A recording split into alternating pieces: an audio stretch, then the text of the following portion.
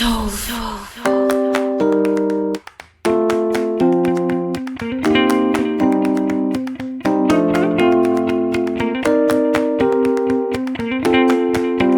10. Nikah Kontrak. Makan malam mewah digelar di kediaman Shi sebagai tanda bersatunya dua keluarga. Senyum bahagia terpancar dari wajah Hana juga Cindy. Aku benar-benar gak nyangka, yang semula ingin Rafael mengajarkan bisnis kepada Revalina. Malah jadi mantu, ujar Cindy diiringi senyum. Yang jelas aku bahagia. Akhirnya permintaan terakhir suamiku dapat terkabul, letimpal Hana sambil menatap foto besar yang terpajang di tembok. Rafael menggenggam tangan Hana. Maafkan Elma. Dulu tidak mendengar apa kata mama dan papa. Lia, nak, yang penting sekarang kalian sudah bersatu. Sayangi menantu mama ya. Jaga dia, cintai dia, pinta Hana. Rafael hanya mengangguk sebagai jawaban. Kamu sudah ngantuk sayang. Kita bobok, yuk. Ucap Revalina saat melihat Aldebaran menguap. Rere tidurin dulu Al, ya. Sepertinya sudah mengantuk, pamit Revalina kepada semua orang kemudian beranjak. Tunggu, pinta Hana. Revalina berbalik dan melihat Hana. Al tidurin saja di kamar mama. Nanti ganggu kalian kalau Al tidur di kamar Rafael, sambungnya sambil tersenyum. Kan, sekarang malam pertama kamu. Revalina mengernyit, lalu mendekati mama mertuanya. Nah ini Ma, yang dari dulu Rere pengen tahu. Teman-teman Rere banyak yang bilang kalau malam pertama itu enak. Memangnya ngapain? Tanya Revalina polos. Uhuk! Rafael terbatuk. Hana membelalakan matanya.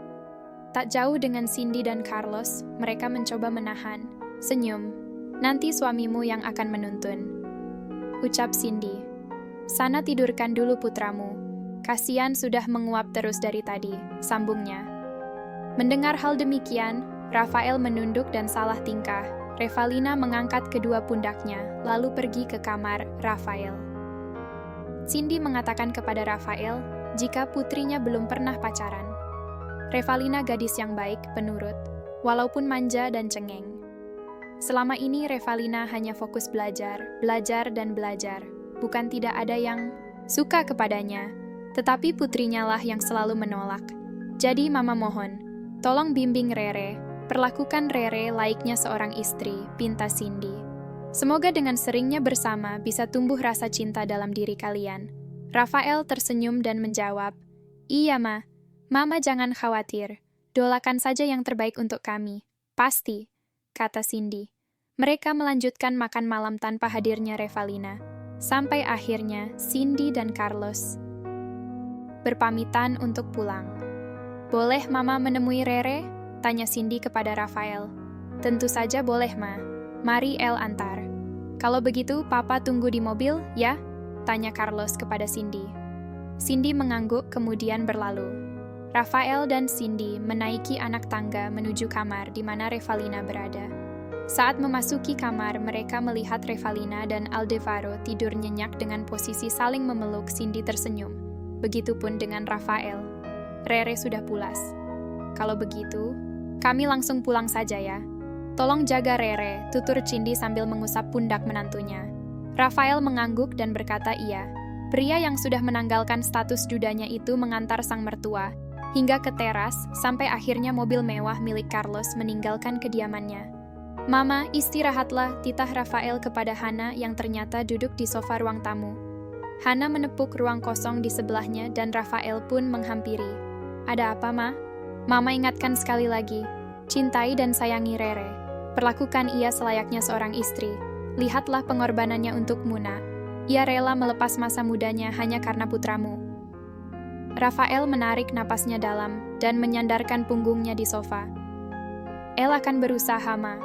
Mungkin akan sulit karena hatiku kini sudah terpaut pada Maria, pacarku.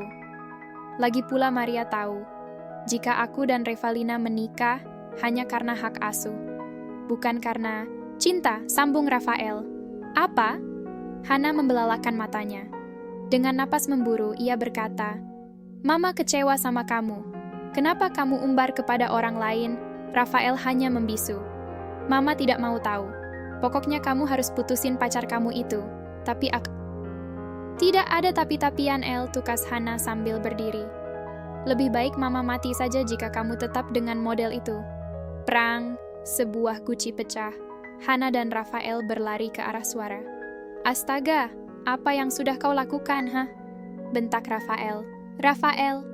Hana membentak putranya. Tak kalah sinis. Maaf, Ma. Rere nggak sengaja. Rere tadinya mau tanya kalau mama papaku sudah pulang apa belum. Dan tidak sengaja mendengar pembicaraan kalian, tutur Revalina sambil menunduk. Tidak apa-apa, sayang. Maafin suamimu. Ya, ucap Hana seraya mengusap pundak Revalina.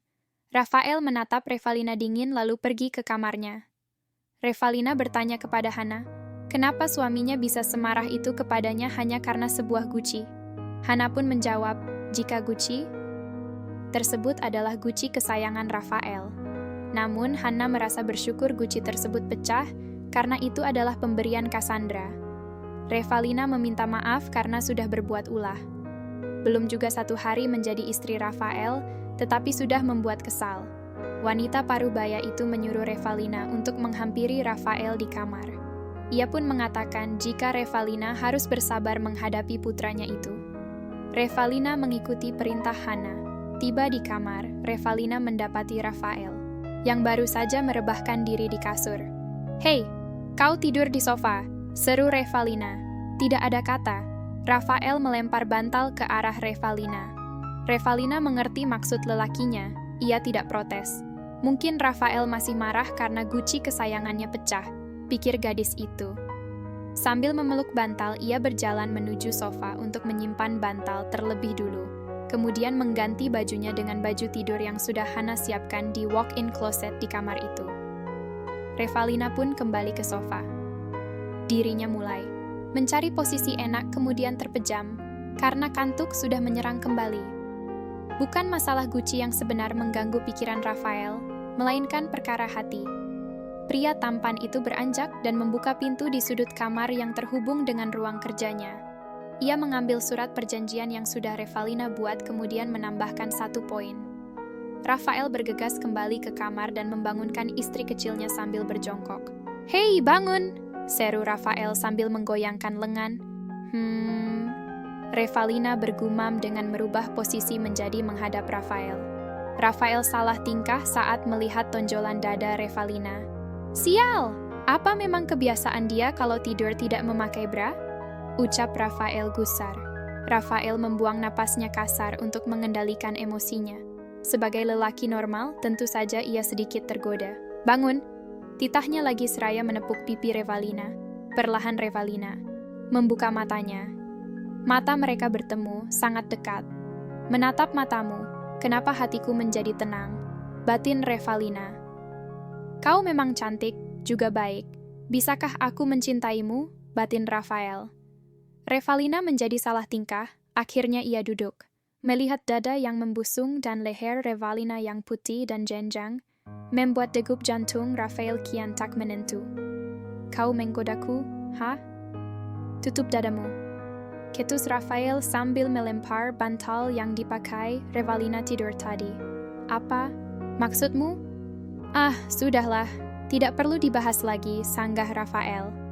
"Tolong baca," sambungnya seraya memberikan kertas perjanjian. Revalina meraihnya dan membaca dengan seksama poin yang Rafael tambahkan. "Buat aku jatuh cinta. Jika dalam 1 tahun pihak wanita tidak berhasil merebut hati sang pria, maka akan bercerai." Revalina membacakan poin tersebut. Revalina mendongak kemudian menatap Aldevaro yang sedang tidur. "Jadi, kebersamaan kita hanya 1 tahun, sayang?" batin Revalina pilu Rafael mengikuti kemana istrinya menatap. "Baik, aku setuju. Walaupun aku tidak tahu caranya bagaimana memikat seorang laki, tapi mulai sekarang aku akan berusaha menjadi istri yang baik. Jujur, aku tidak tahu pasti menjadi istri yang baik itu seperti apa. Akan tetapi, aku bisa melihat bagaimana cara Mama memperlakukan Papa selama ini," tutur Revalina dengan suara berat. Sejujurnya Revalina tidak takut jika harus jauh dengan Rafael, tetapi ia takut jika harus berjauhan dengan Aldevaro. Revalina menyerahkan kembali surat itu, dan kembali merebahkan diri di sofa membelakangi Rafael. Tidurlah di kasur. Biar aku yang di sofa, titah Rafael. Mendengar hal tersebut tentu saja membuat Revalina senang. Tanpa kata, ia beranjak dan merebahkan diri di samping Aldebaran. Rafael menatap istri cantiknya dengan rasa yang sulit ia artikan. Kantuk sudah menyerang. Rafael merebahkan diri di sofa, kemudian terpejam. Suara tawa bayi dan wanita dewasa membangunkan Rafael dari tidurnya. Matanya menyapu dinding melihat jarum jam. Ya, sekarang sudah pukul 6 pagi. Rafael melihat putra dan istrinya sudah berpakaian rapi. Kita temui nenekmu, sayang, ucap Revalina sambil menggendong Aldebaran. Selamat pagi, Papa, sapa Revalina dengan suara dibuat seperti anak kecil sambil melambaikan tangan putranya ke arah Rafael kemudian pergi. Rafael tersenyum sembari menatap punggung Revalina. Pagi, Ma, sapa Revalina saat tiba di ruang. Maaf, Rere bangunnya kesiangan dan langsung mandiin A1 jadi nggak bantuin Mama masak deh. Hanna tersenyum. Tepagi, sayang. Tidak apa, Nak. Dengan ada yang mengurus Al saja, Mama sudah seneng. Apalagi yang mengurusnya kamu. Sudah rapi, kalian mau kemana? Tanya Hanna lagi. Rere mau pulang dulu, Ma. Boleh, kan Al dibawa, Eller? Tentu saja boleh, kan kamu mamanya. Tapi kalian harus sarapan dulu. Rafael yang antar, kan? Iya, El yang antar, kok. Timpal Rafael yang baru saja datang menyela ucapan Revalina. Akhirnya mereka menikmati sarapan. Revalina dengan lincah menyuapi Aldebaran setelah menyuapkan nasi ke dalam mulutnya. Bayi itu dengan lahap menerima suapan demi suapan dari mama barunya. Tawa riang sesekali memenuhi ruangan kala Revalina menjahili bayi gembul itu. Suara ponsel berdering. Pertanda satu panggilan masuk. Revalina merogoh beda pipih miliknya dalam tas. Gadis itu hanya mampu menatap layar ponselnya. Siapa, Nak? Angkat saja, jangan sungkan, tutur Hanna. Tidak, aku tidak boleh melanjutkan hubungan ini. Aku harus tepati janjiku kepada Rafael untuk menjadi istri yang baik. Batin Revalina yakin. Revalina menarik napas dalam-dalam dan menerima panggilan dengan pengeras suara yang sengaja ia aktifkan. Halo pagi, sayang, sapa Kenzie. Halo, Kak. Sahut Revalina sambil menoleh kepada Hanna. Hanna mengernyit seolah bertanya. Berbeda dengan Rafael, ia tampan cuek dan terus makan dengan lahap. Yang, kapan mau jalan? Aku kangen.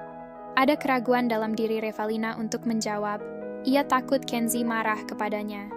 Bukan hanya itu, Kenzie pasti kecewa, pikirnya. Kak, sebelumnya aku minta maaf dan terima kasih kakak sudah mencintaiku. Aku tidak bisa melanjutkan hubungan ini. Loh, kenapa, Yang? Enggak, aku nggak mau putus, Yang. Aku sudah menikah, Kak.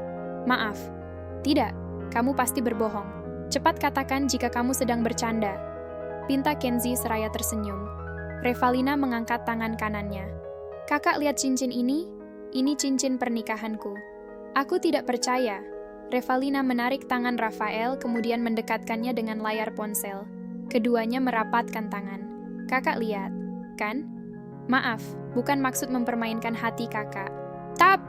Belum sempat Revalina menyelesaikan ucapannya, Kenzie mematikan panggilannya. Revalina menghela napas. Ia menjelaskan siapa Kenzie kepada Hanna sambil menunduk. Maaf, Ma. Hanna beranjak dan menghampiri menantunya. Wanita paruh baya itu mengusap surai Revalina. Kamu sama sekali tidak bersalah, sayang. Justru Mama berterima kasih karena kamu sudah berkorban segalanya untuk cucu Mama. Tindakan, kamu sudah tepat dengan memutuskan hubungan dengannya. Sambung Hanna tegas sambil melirik ke arah Rafael. Aku sudah selesai. Ucap Rafael sambil menggeser kursi, kemudian meraih Aldebaran. Ia tahu jika Hanna sedang menyindir dirinya. Revalina menatap punggung suaminya. Ia merasa tidak enak karena sudah pasti Hanna menyuruh Rafael untuk meninggalkan pacarnya. Revalina pun berpamitan. Di dalam mobil, Revalina mengajak putranya bermain. Dalam pangkuannya, bayi gembul itu tertawa. Kenapa kau memutuskan pacarmu? Tanya Rafael di balik kemudi. Revalina menoleh ke arah Rafael. Aku sudah bilang akan berusaha menjadi istri yang baik. Tidak usah, anggap saja pernikahan ini pernikahan kontrak. Kau bisa pergi setelah 1 tahun atau kalau persidangan esok kalah, kau bebas dariku. DG. Bak tersambar petir. Revalina tidak menyangka jika Rafael akan berbicara seperti itu. Revalina membatin, aku memang belum berpengalaman tentang percintaan, apalagi tentang pernikahan.